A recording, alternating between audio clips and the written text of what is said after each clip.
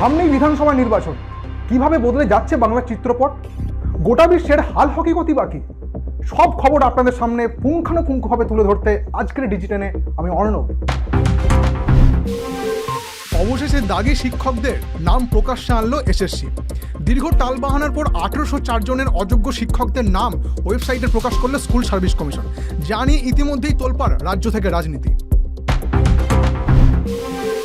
ভুয়ো ভোটার অতীত, এখন ভুয়ো দলের খোঁজে নির্বাচন কমিশন। কমিশনের পরিভাষায় যা নিবন্ধীকৃত অস্বীকৃত রাজনৈতিক দল। দেশ জুড়ে প্রায় 2800টি এমন দল রয়েছে, 385টি খারিজ করে দেওয়া হয়েছে। ট্রাম্পের চোখ রাঙানিকে পরোয়া নয় নয়াদিল্লির। ওএনজিসি জানিয়ে দিল, যতদিন রাশিয়া থেকে তেল কেনা লাভজনক হবে ততদিন পুতিনের দেশ থেকে অশোধিত তেল আমদানি অব্যাহত থাকবে।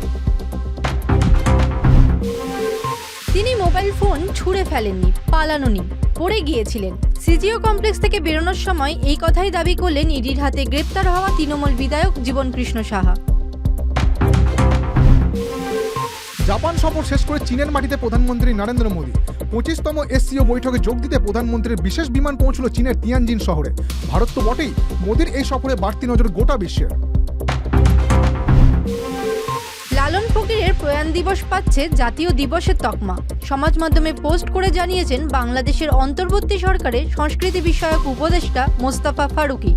এই পোস্ট দেখে একটাই প্রশ্ন, রবীন্দ্রনাথকে সরিয়ে লালনকে সামনে রেখে নতুন খেলা খেলতে চান ইউনূস? এক প্রকার মার্কিন আদালতে বড়সড় ধাক্কা ট্রাম্পের। সূত্রের খবর, মার্কিন আদালত জানিয়েছে বিশ্বের বহু দেশের ওপর চড়া হারে শুল্ক আরোপ করছেন ট্রাম্প, সেটা এক প্রকার বেআইনি।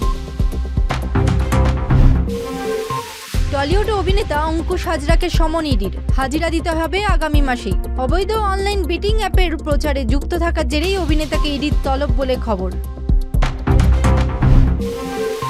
এশিয়া কাপের সময়সূচিতে বড় বদল, পিছিয়ে গেল ম্যাচ শুরু হওয়ার সময়। 19টি ম্যাচ হওয়ার কথা, তার মধ্যে 18টি ম্যাচের সময় পিছিয়ে দেওয়া হলো। ফাইনাল এবং গ্রুপ পর্বের ভারত পাক ম্যাচের সময় পিছিয়ে দেওয়া হয়েছে। বৃষ্টিতে বিপর্যস্ত বাংলা, পূবালি ও দক্ষিণ পূর্বের হাওয়ায় জলীয় বাষ্প ঢুকছে বাংলায়, তার জেরে দক্ষিণবঙ্গে কমবে বৃষ্টি। অন্যদিকে উত্তরবঙ্গে বিক্ষিপ্তভাবে ভারী বৃষ্টির পূর্বাভাস। আজকের ডিজিটেন এখানেই শেষ। অন্যান্য প্রতিবেদনের জন্য চোখ রাখুন অবশ্যই সিএন ডিজিটালে।